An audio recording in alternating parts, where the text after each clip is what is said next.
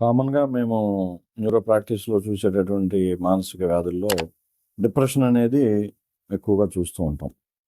దీంట్లో ఏంటంటే mild, moderate, severe అని 3 రకాలుంటాయి. ఎక్కువగా చూసేది మోడరేటు డిప్రెషన్. కొంత తక్కువగా చూసేది మైల్డ్ డిప్రెషను. బాగా రేర్‌గా చూసేది అక్యూట్ సివియర్ డిప్రెషన్ అనేది రేర్‌గా చూస్తాం. దీని యొక్క లక్షణాలేంటంటే డిప్రెషన్ యొక్క లక్షణాలొచ్చేసేసి మనిషికి ఇంట్రెస్ట్ తగ్గిపోవటం, ఏ పని చేయాలి అనిపించకపోవటం, వేరే వాళ్ళతో మాట్లాడకూడదు అనిపించుకోవటం, ఒక్కర్లే ఎళ్లి రూమ్‌లో కూర్చోవటం, న్యూస్ మీద ఇంట్రెస్ట్ లేకపోవటం, పని మీద ఇంట్రెస్ట్ లేకపోవడం అనేది డిప్రెషన్ లక్షణం. బాగా తీవ్రంగా ఉన్నటువంటి డిప్రెషన్‌లో సూయిసైడల్ ఐడియాస్ వస్తాయి, చనిపోవాలని చెప్పేవి. ఇవి కామన్‌గా చూస్తూ ఉంటాం అన్నమాట. ఈ ముందు బయటికి రావాలంటే దానికి గల కారణాలను ఫస్ట్ కనిపెట్టాలి.